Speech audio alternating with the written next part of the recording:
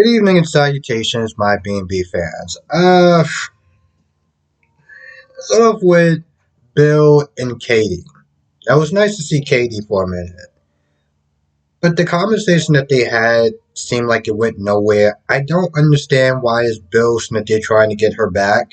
I don't know. He seemed like he's been doing this for a couple of years now. And I say that because when I started watching the show, this is when Bill was sitting there trying to ask for advice from Ava. What? Not Ava. Wow. Advice from Brooke. Advice from Donna and some other woman to try to get her back. See, this is what happens when we watch all four soap operas. The names just start to blur in together. But my point is, he's been trying to get this woman back for at least 3 years. So watching this scene, I'm just like, why is this even a thing? And of course, Katie's resistant. She doesn't want to get hurt again. And she feels that, well, Bill still has feelings for Brooke, you know? And she brings up Brooke a couple of times. She's like, yo, listen, if Brooke wasn't married, would we even be having this conversation? Um, he tries to say all the right things and the right tone and the right setting. And in the end, she just walks off anyway. So I'm looking at this whole thing like, what are we, why? I don't understand this. It's been 3 years. And he's been trying to get this girl back. And it's a repetitive scene for me. Now, if it's a repetitive scene for me, I can only imagine the people who have been watching this show even longer. Um, Oddly enough, when she walks off, one of the guys, I guess, that maintains the cabin calls Bill and is like, oh, well, just give him all sorts of details that I'm like, why are you? I don't understand it. If it didn't have anything to do with the house, as far as selling the house, I don't understand how we got into a conversation about Brooke, the fact that her marriage ended and that she's coming back to LA, which I'm like, and granted, I saw him like looking at the whole time or whatever, him looking at Brooke leave and stuff. And I'm just like, why are you sitting there telling this man, oh, Brooke's marriage ended and she's going back to LA? Why? Like, I don't understand that. I feel like, and granted, towards the end of the episode, Bill is there comforting Brooke, and so I understand why that guy needs to sit there and give Bill a heads up, but it just seemed out of place and for no reason. Um, Steffi, she's just on auto. She's just on repeat at this point. Oh, oh, I'm so happy that you two are back together, and you made the right choice, and blah blah blah blah blah. And of course, they get Thomas on the phone, and he just reiterates the same thing that Steffi says, and just a little bit less energy. He's a little more monotone about it, but Steffi does sit there and say, hey, listen, my job is practically done, and she heads back to LA. Now, it's a little kind of odd. Like, Brooke took Ridge's jet or the Forster's jet. So, do they have two jets? Because Steffi said that she was leaving, and I'm like, how is she leaving? You got more than one jet? Like, seriously, tell me if I'm wrong. I don't know, maybe she could have just took a, first class or whatever at a, another airplane or whatever. Maybe that's it. Anyway, one second. So when Steffi leaves, pretty much, Ridge and Taylor wind up sleeping together. And I'm just like, bro, you do realize that you're still married, right? Or just not. I mean, he wasn't there kissing on Taylor before, but I'm like, bro, I mean, granted, that was already bad.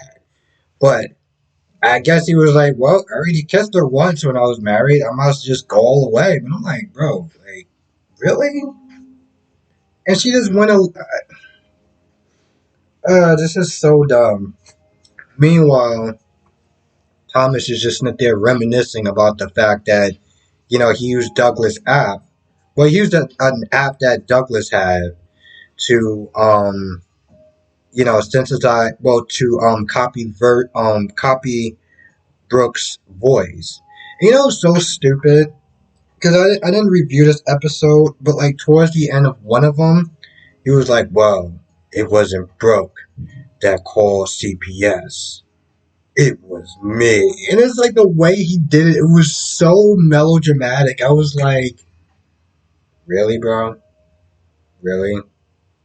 I felt like it could have been a much clever way of us finding out that Thomas was the one that made that call. I mean, come on, most of us already knew it was Thomas, okay?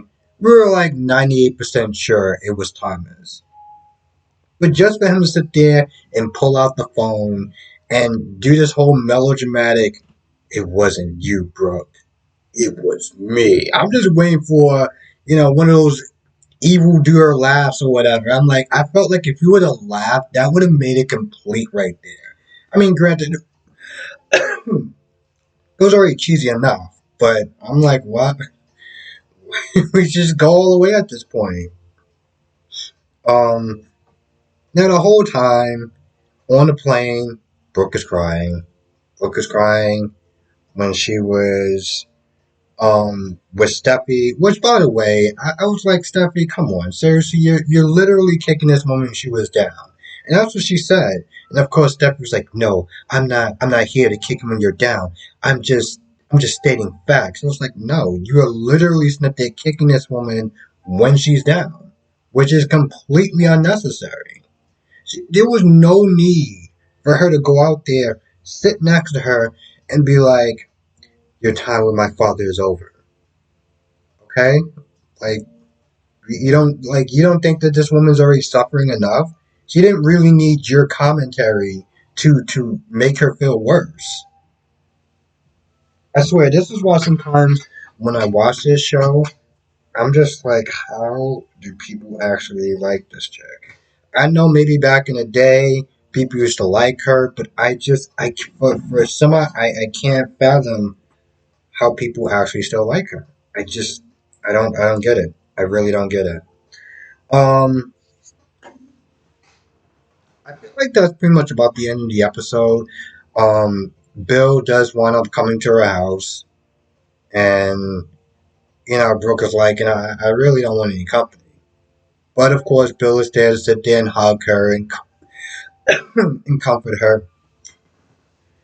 And when Katie was there talking to Carter, and Katie was like, Bill wants me back, and he's really trying to make an effort, and she's like, I just don't want to get hurt again. You know, like I don't want to be another me versus my sister sort of thing. And then he goes after. Here's the thing, and that's the thing that really blows me. He does this whole romantic gesture and nice nice dinner or whatever, and saying all the right things and talking about how much he misses her and he really wants her back and he apologized for everything that he done. And then in one episode, the minute he finds out that Brooke is single and that she's coming back to LA, he's already over there. He's already over there. He probably waited like maybe 5 or 10 minutes and then knocked on the door and was like, I'm here for you.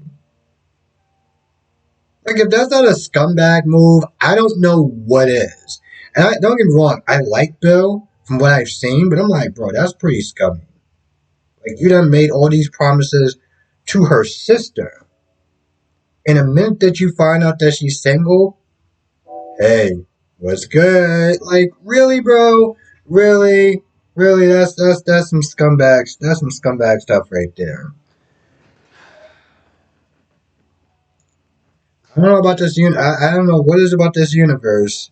And granted, when I say scumbag stuff, I don't think that he's a scumbag necessarily, but that is a scumbag move. He's when I sit there and think of scumbag, also I think of Nate on Y&R. That's a scumbag right there. Anyway, I feel like that's pretty much about it. I can't really think of anything else to happen. So with that being said, I'm gonna go. I want to thank you for watching. Be safe, and I'll see you in the next video.